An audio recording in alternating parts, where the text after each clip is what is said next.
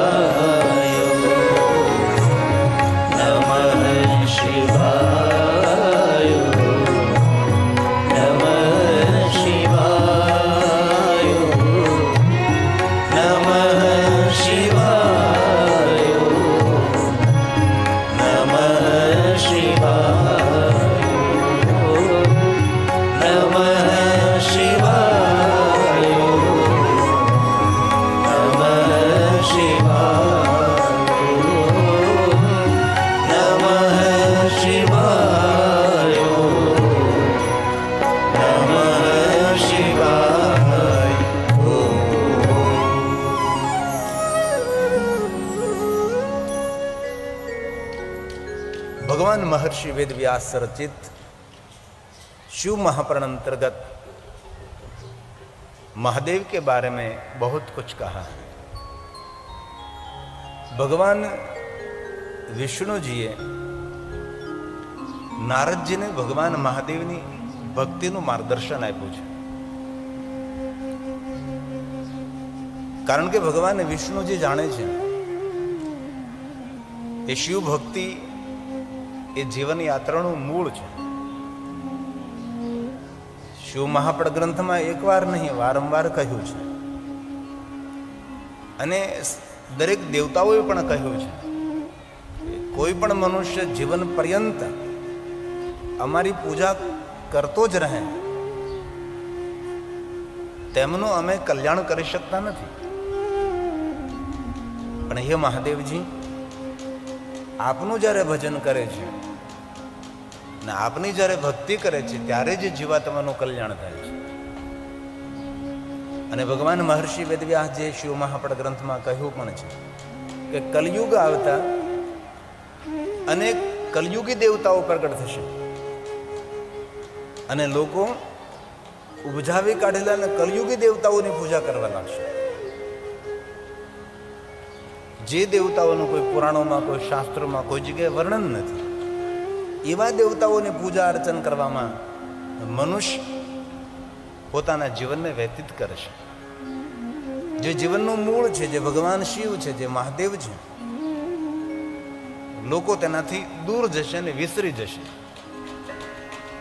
ભગવાન મહર્ષિ વેદવ્યાસજી તો ત્યાં સુધી કહ્યું કે જેમના ઈષ્ટદેવ મહાદેવ છે, જેમના કુલદેવતા મહાદેવ છે, જેમની કુલ પરંપરામાં ભગવાન મહાદેવની પૂજા થાય છે, એ પણ પોતાના ઈષ્ટ દેવતાઓને છોડીને અન્ય દેવતાઓનું ભજન કરવા લાગશે. આ કલયુગનો પ્રભાવ રહેશે. ત્યાં સુધી કહ્યું છે જે વિપ્રજનો છે, જેમના ઈષ્ટદેવ મહાદેવ છે, એ પણ પોતાના દેવને છોડીને પોતાના ઈષ્ટદેવનો ત્યાગ કરીને અનેક દેવતાઓનું ભજન કરવા લાગશે. ભગવાન વિષ્ણુજીએ નારદજીને કહ્યું છે, નારદ, જીવ માત્રનું કલ્યાણ કરનારા ભગવાન શિવ છે, જીવ માત્રને સંપૂર્ણ મુક્તિ આપનારા ભગવાન શિવ છે. હે નારદ, તાપ, સંતાપ અને ઉદ્વેગમાંથી મુક્ત થવું હોય તો ભગવાન મહાદેવનું ભજન કરો, ભગવાન શિવજીને યાદ કરો.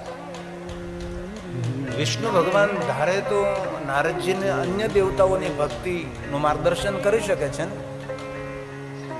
વિશ્વમાં અગણિત દેવતાઓ છે, પરંતુ ભગવાન વિષ્ણુજીએ નારદજીને ભગવાન મહાદેવની ભક્તિ આપે, કારણ કે આપણા જીવનમાં શાંતિ કરનારા ભગવાન શિવ છે અને ભગવાન મહાદેવ વગર કોણ શાંતિ આપી શકે છે. અને નારદજી અશાંત હતા અને અશાંત થતાનું કારણ એક હતું કે નારદજીએ શિવગુણોને શ્રાપ આપ્યો હતો, ભગવાન વિષ્ણુનો અનાદર કર્યો હતો. જીવનમાં એક વસ્તુ યાદ રાખજો, કોઈને માન સન્માન આપીને તો આત્મા રાજી બહુ થાય, અને જ્યારે આપણે કોઈનું અપમાન કરી ત્યારે આપણો અંદરનો માયલો નારાજ બહુ થાય.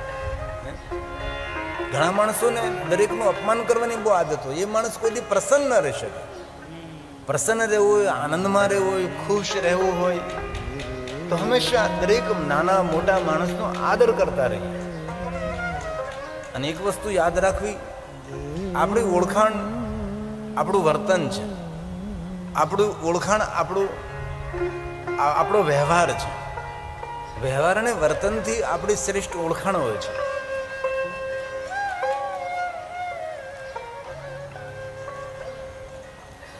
લોહીનો ગમે તેટલો રિપોર્ટ કાઢીએ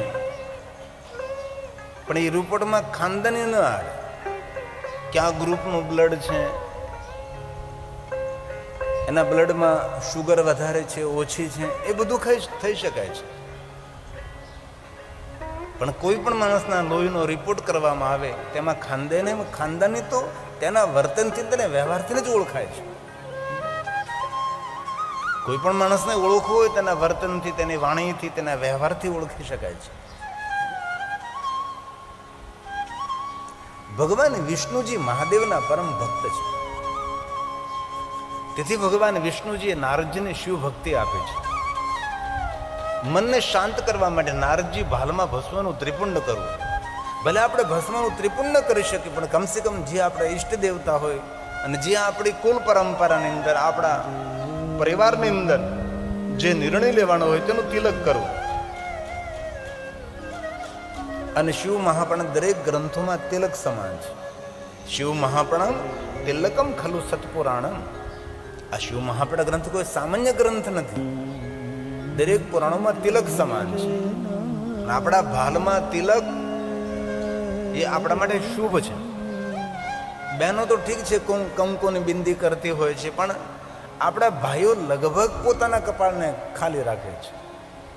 બહુ જ ઓછા અંશે ભાઈઓ એવા છે, વડીલો એવા છે જેના કપાળમાં ચાંદલો હોય, જેના કપાળમાં તિલક હોય અથવા ત્રિપુંડ હોય. ભાગ્યે જ કોરા કપાળવાળા જ માણસો હોય છે. એ આપણી સનાતની પરંપરાની ઓળખાણ છે. આપણા ભાલમાં તિલક, કમસે કમ નાનો ચાંદલો તો કરો, ભસ્મ ન કરો, ચંદન ન કરો, કંકુ ન કરો, કોરું કપાળ. તિલક આપણા માટે મંગલ છે, તિલક આપણા માટે શુભ છે, એ આપણી ઓળખાણ છે.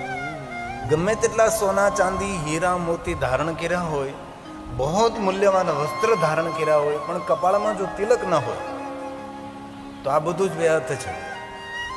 આપણે સૌને અનુભવ છે કે જ્યારે આપણે પૂજા કરવા બેસીએ ત્યારે આપણા આચાર્યો, આપણા બ્રાહ્મણો પેલા ભગવાનને તિલક નહીં કરાવે, પેલા આપણા કપાળમાં તિલક કરે, આપણા કપાળમાં ચાંદલો કરે અને એમ કે ભાઈ પેલા તમારા કપાળમાં તમે ચાંદલો કરો, તમે પોતે ચાંદલો કરો.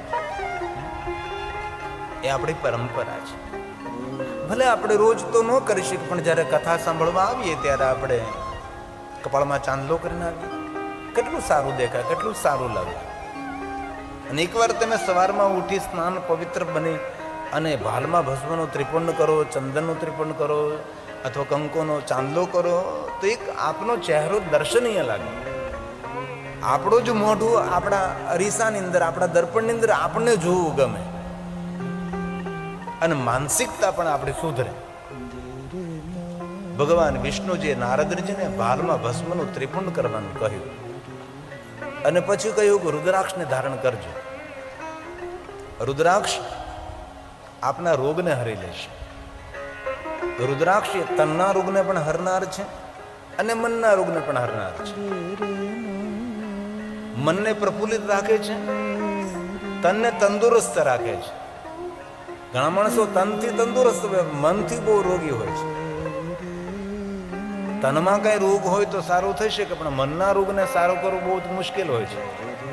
તેથી તનથી ને મનથી પ્રફુલ્લિત લેવો એ માણસે રુદ્રાક્ષને પહેરવો જોઈએ. અને રુદ્રાક્ષ કોઈ સંપ્રદાય સાથે કોઈ જોડાયેલી વસ્તુ નથી. એવું નથી કે મહાદેવના ભક્તોએ તો રુદ્રાક્ષ પહેરવો, દરેકે રુદ્રાક્ષ પહેરવો જોઈએ. શિવ મહાપડ ગ્રંથમાં કહ્યું છે કે શિવ ઉપાસક હોય કે વિષ્ણુ ઉપાસક હોય કે પછી શક્તિ ઉપાસક હોય, આ ત્રણે રુદ્રાક્ષને ધારણ કરો. આવું શિવ મહાપડા ગ્રંથમાં ભગવાન મહર્ષિ વેદવ્યાસજી બોલ્યા છે. ધ્યાન દીજીએ થોડા સા. રુદ્રાક્ષમ બિભ્રૂયા નિત્યમ શૈવ શાક્તોથ વૈષ્ણવ રુદ્રાક્ષમ બિભ્રૂયા નિત્યમ નિત્યમ રોજ શૈવો શાક્તોથ વૈષ્ણવ શૈવો શાક્તોથ વૈષ્ણવ. કેટલી સુંદર સ્પષ્ટ વાત કરે. અને આપણે એટલા બધા સંકુચિત બની ગયા કે તો મહાદેવના ભક્તોએ રુદ્રાક્ષ પહેર, આપણે ન પહેર. એવું કોને કહ્યું તમને? અને ઘણા માણસો તો કંઠી સાથે રુદ્રાક્ષ પહેરવા નથી દેતા. બોલો, કંઠી પહેરાવતા પેલા રુદ્રાક્ષનો ત્યાગ કરાવે. આવું હાલતા છે કે રુદ્રાક્ષનો ત્યાગ કરાવનારો માણસ તો મંદ બુદ્ધિ વાળો સાચી રીતે, પણ રુદ્રાક્ષનો ત્યાગ કરનારો પણ ત્યાગ કરાવનારો ત્યાગ કરનારો બંને મૂર્ખ છે. તેથી હૃદયની અમારી પ્રાર્થના છે, કોઈ પણ સંપ્રદાયમાં, કોઈ પણ પરંપરામાં તમે જકડાયેલા, પકડાયેલા ન પુરાયેલા હો. અને શિવ કોઈ સંપ્રદાય નથી, શિવ સનાતન છે. શિવ ખુલ્લું મેદાન, શિવ એક આકાશ છે અને આકાશનો કોઈ અંત નથી. તેથી સનાતન અંત રહિત છે. સંપ્રદાય એક સાંકડી કેડી છે, સંપ્રદાય એક પગદંડી છે, એક માર્ગ છે, એક નાનકડી નદી છે અને સમંદર એ સનાતન છે. દરેક નદીને સાગરને જ મળવું પડે છે. કોઈ પણ સંપ્રદાયો અંતે તો ભગવાન શિવ સાથે જ જોડાયેલો હોય છે. અમે એકવાર જૈન ધર્મસ્થાનમાં ગયા હતા, જૈન પરંપરા. ઓમ અરિહંતાય નમઃ. એમના આશ્રમની અંદર એક ચિત્ર હતું કે શિવલિંગની અંદરથી તેના ભગવાન પ્રગટ થઈ રહ્યા હતા. મેં કહ્યું આ ચિત્ર કોઈના હાથમાં ના આવે તો વધારે સારું. આમ શિવલિંગ ફાટે ને એની અંદરથી ભગવાન એના નીકળી રહ્યા હતા. પછી આપણે તો સકારાત્મક અર્થ લેવાવાળા માણસ એટલે મેં તો એ સમયે કહ્યું કે ભાઈ બહુ સારી વાત છે કે તમારા ભગવાન પણ શિવમાંથી જ પ્રગટ થયા છે. પણ જો કોઈ પ્રખર શિવવાદી હોય, આક્રોશ ભરેલો શિવવાદી જ કોઈ હોય તો એ સમયે આક્રોશ વ્યક્ત કરી શકે છે. મારો કહેવાનો અર્થ એ છે કે જો આ જીવાત્માનું કલ્યાણ કરવું હોય, આપણું ને આપણા પરિવારનું સર્વ રીતે મંગલ કરવું હોય તો શિવ વગર કોઈ મંગલ ન કરી શકે, શિવ વગર કોઈ કલ્યાણ ન કરી શકે. અહીંયા ભગવાન વિષ્ણુજીએ નારદજીને ભગવાન મહાદેવની ભક્તિ આપી, તેનું કાંઈક તો કારણ હશે ને. વિષ્ણુ ભગવાન એવું કેમ નહીં કે તમે મારી ભક્તિ કરો? નહીં, વિષ્ણુ ભગવાને નારદજીને મહાદેવની ભક્તિ આપે છે અને રુદ્રાક્ષ પહેરવાનું કહ્યું છે. રમ રુદ્ર રોગનાશાય ધન્વંતરી રુદ્ર. રુદ્રાક્ષ એ ધન્વંતરીનું સ્વરૂપ છે. અને આપણા ઔષધિના દેવતા કોણ? દવાના દેવતા કોણ? ઔષધિના દેવતા ભગવાન ધન્વંતરી ને. એ ઘણાને ખબર નહીં હોય. ખબર નહીં ભાઈ, કોઈ હશે કોઈ. ધન્વંતરી એ ઔષધિના દેવ છે, જેમની પાસે અમૃત કલશ છે. આમ તો વિદ્વાન આચાર્યો એવું કહે કે કોઈ પણ આપણે ઔષધિ ગ્રહણ કરીએ ત્યારે ભગવાન ધન્વંતરીને યાદ કરવા જોઈએ. જેવી રીતે ભોજન કરવા માટે માતા અન્નપૂર્ણાને પ્રણામ કરીને આપણે ભોજન કરીએ, તેવી રીતે સાથે સાથે ધન્વંતરીને પણ યાદ કરવા જોઈએ. કારણ કે અન્ન એ જ આપણા માટે ઔષધિ છે. પણ એ પ્રમાણસર અન્ન ગ્રહણ કરીએ તો, એ પ્રમાણસરનું ભોજન કરીએ તો, પછી અપ્રમાણસરનું અસમયે અટાણે કટાણે ભોજન કરીએ તો એ આપણા માટે એ અન્ન એ ઔષધિ ન બને. અન્ન એ જ આપણા માટે ઝેર બને. તેથી રુદ્રાક્ષ એ ધન્વંતરીનું સ્વરૂપ છે અને રોજ ભગવાન ધન્વંતરીને યાદ કરવા જોઈએ, જે ઔષધિના દેવ છે, અમૃત કલશ ધારણ કરનારા દેવ છે અને એમનો એક અદ્ભુત મહિમા પણ છે. ભગવાન ધન્વંતરીના સ્તોત્ર છે, એમાંનું એક સ્તોત્ર નમો ભગવંતે ધન્વંતરીએ. ઓમ નમો ભગવતે મહાસુદર્શનાય વાસુદેવાય ધન્વંતરયે અમૃત કલશ હસ્તાય સર્વભય વિનાશાય સર્વરોગ નિવારણાય. જીવનના બધા જ રોગોને હરનારા ભગવાન ધન્વંતરી છે. ભગવાન વિષ્ણુજી નારદજીને રુદ્રાક્ષ પહેરવાનું કહે છે અને ભગવાન વિષ્ણુજીએ નારદજીને પંચાક્ષર મંત્રનો આ જાપ કરવાનું કહ્યું. કારણ કે મૂળ મંત્ર છે, આદિ મંત્ર છે, મહામંત્રનો પણ મહામંત્ર છે. મહામંત્ર કેટલા છે? સપ્તકોટી મહામંત્રે.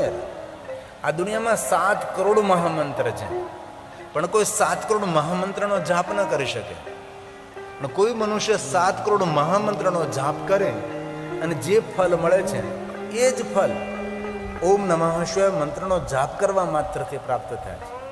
આ મંત્ર સુખ આપનારો, શાંતિ આપનારો, સંપત્તિ આપનારો, સુમતિ આપનારો મંત્ર છે. મહામંત્રનો મહામંત્ર ઓમ નમઃ શિવાય મંત્ર છે. સુખ પણ આપે, શાંતિ પણ આપે, સંપત્તિ પણ આપે, સંતતિ પણ આપે અને કામના મનોકામના પૂર્ણ કરે છે. જીવાગરે વર્તતે તસ્ય સફલમ જીવિતમ. જેની જીવા પર ઓમ નમઃ શિવાય મંત્ર રહેલો છે એનો જન્મ લેવો સફળ છે. તેથી આપણે મોટા મોટા યજ્ઞો ન કરી શકીએ, મોટી મોટી પૂજા ન કરી શકીએ, મોટી યાત્રાઓ ન કરી શકીએ, કઠિન તપ ન કરી શકીએ, પણ હાલતા ચાલતા, બેસતા, ઉઠતા, ખાતા, પીતા, ઊંઘતા, જાગતા, ઘરમાં, વનમાં, સ્મશાનમાં, કોઈ પણ અવસ્થામાં આસ્થાથી આપણે ઓમ નમઃ શિવાય મંત્રનો જાપ તો કરી શકીએ છીએ. આટલું તો કોઈ પણ માણસ કરી શકે. આમાં એવું નથી કહ્યું કે ભાઈ આ રાજમહેલમાં રહેનારો માણસ જાપ કરી શકે. એવું પણ નથી કહ્યું કે ભાઈ ધન સંપત્તિ વાળો માણસ હોય એ જ આ કરી શકે. ભલે આ કથાનું આયોજન એવા માણસો કરી શકે જે સામર્થ્ય ધરાવતા હોય. સૌ કંઈ આવી ભવ્ય દિવ્ય શિવ મહાપણ કથાનું આયોજન ન કરી શકે અને એ જરૂરી પણ નથી ને. આ તો એક વાગડ વિસ્તારને એક દિવ્યતા દેખાડવા માટે, વાગડ વિસ્તારને કંઈક નવી ઝાંખી પૂરી પાડવા માટે 12 જ્યોતિર્લિંગોના શિવાલય અને 12 જ્યોતિર્લિંગોના શિવલિંગ. એ ગામડાનો અંતરિયાળ માણસ ક્યારે જ્યોતિર્લિંગોની યાત્રા ન કરી શકે. તેના મનમાં એક ઝાંખી રહે કે ભાઈ આપણા ભારતના જ્યોતિર્લિંગો આ પ્રમાણે છે. તેના મગજની અંદર, તેના દિમાગ, તેના મનની અંદર એક ચિત્ર રહે. નગર અનુમાન કરતો હોય કે આવા જ્યોતિર્લિંગ હોય, તે જ્યોતિર્લિંગ હોય, પણ એક આવી ઝાંખી જો કરે તો તેના મનમાં એક ઝાંખી, એક ચિત્ર, એક સ્પષ્ટ રહે. ભાઈ 12 જ્યોતિર્લિંગની યાત્રા કરવા નથી ગયા, પણ કિડિયાનગરની અંદર વાગડ વિસ્તારમાં 12 જ્યોતિર્લિંગની ઝાંખી કરી છે, એનું દર્શન કર્યું છે. તેથી એક મનની અંદર ચિત્ર સ્પષ્ટ રહે કે આપણા જ્યોતિર્લિંગો આ પ્રમાણે હોય છે. અને આપણે સૌ જાણીએ છીએ, અંતરિયાળ ગામડામાં રહેનારા માણસ, ખેતી કરનારો માણસ, વાડીઓમાં વસનારો માણસ ક્યારે જ્યોતિર્લિંગોની યાત્રા કરવા જાય? ઘણા તો વરમાં એકાદી વાર કોઈ શહેરમાં જતા હોય તો જિંદગી આખી ખેતરમાં પૂરી થાય છે, જિંદગી આખી કામ કરવામાં તેની પૂર્ણ થાય છે. તો આટલું મોટું આયોજન કોઈ જે સામર્થ્ય ધરાવતો માણસ હોય એ કરી શકે છે, સૌ ન કરી શકે. પણ ઓમ નમઃ શિવાય મંત્રનો જાપ કરવામાં કોઈ સામર્થ્યની આવશ્યકતા નથી, શ્રદ્ધાની આવશ્યકતા છે. સામર્થ્યની બહુ જરૂર નથી, પણ હૃદયમાં શ્રદ્ધા હોવી જોઈએ. અને બહુ હૃદયથી, બહુ દિલથી કહું છું, આજથી શરૂઆત કરો. જીવનમાં કંઈ નવી ઉર્જા દેખાશે, જીવનમાં કોઈ નવા વિચારોનો પ્રવેશ થશે, કંઈ જુદું લાગશે, અનુભૂતિનો વિષય કંઈ અલગ હશે આપનો. અને ઓમ નમઃ શિવાયનો જાપ કરવામાં કોઈ ખર્ચ પણ નથી, કોઈ પાસેથી પરમિશન પણ લેવાની જરૂર નથી. બસ કથા સાંભળી નિર્ણય લઈ લીધો કે હવે આ જીભ દ્વારા કોઈ વ્યર્થ વાતો નથી કરવી, વાતો કરીને જીભને પછાડવી નથી, અને વાતો કરીને શક્તિનો વ્યય નથી કરવો. પણ હવે તો પંચાક્ષર મંત્રનો જાપ કરી અને જીવનને સાર્થક કરવું, આટલું તો આપણે કોઈ પણ કરી શકીએ છીએ. અને કાલ પણ મેં કહ્યું તો વિશ્વના દરેક દેવતાઓ ઓમ નમઃ શિવાય મંત્રનો જાપ કરે છે, વિશ્વના દરેક ઋષિઓ ઓમ નમઃ શિવાય મંત્રનો જાપ કરે છે. અને આપણા શાસ્ત્રોમાં, આપણા પુરાણોમાં આ મંત્રને મહામંત્ર કહ્યો છે. અને આપણે ગુજરાતી લોકો ગાતા હોય છે મહામંત્ર મંગલકારી. આપણી બહેનો ગાતી હોય, ભાઈઓ ગાતા હોય, દેવાલયમાં, શિવાલયમાં, સત્સંગમાં, ભજનમાં, દરેક જગ્યાએ આ ગવાય છે. છતાં પણ આપણે કેમ સ્વીકારતા નથી? ખાલી ગાઈ લઈએ છીએ. નિરંતર જીવ પર રટણ રહે એવો પ્રયાસ આપણે કરી શકીએ છીએ.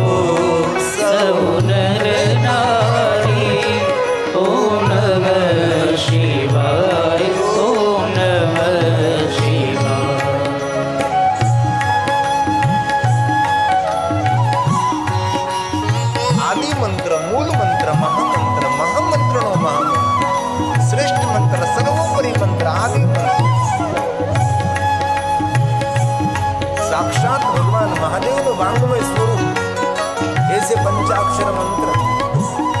મહાદેવની શબ્દ મૂર્તિ, ભગવાન શિવજીની વાંગમય મૂર્તિ. સૂક્ષ્મ પ્રણવલિંગાય નમઃ, સ્થૂળ પ્રણવલિંગાય નમઃ, એ છે પંચાક્ષર મંત્ર. હે મંત્ર ધીરામ વિજય ને ભરા, હે મંત્ર ધીરામ વિજય ને ભરા, શ્રી રામેશ્વર ને યાદ કર્યા, શ્રી રામેશ્વર ને યાદ કર્યા, કરી પૂજા શિવને પ્રસન્ન કર્યા. ઓમ નમઃ શિવાય, ઓમ નમઃ શિવાય. શિવને પ્રસન્ન કર્યા. ઓમ નમઃ શિવાય, ઓમ નમઃ શિવાય. જે મંત્ર મંગલકારી. ઓમ નમઃ શિવાય, ઓમ નમઃ શિવાય, ઓમ નમઃ શિવાય.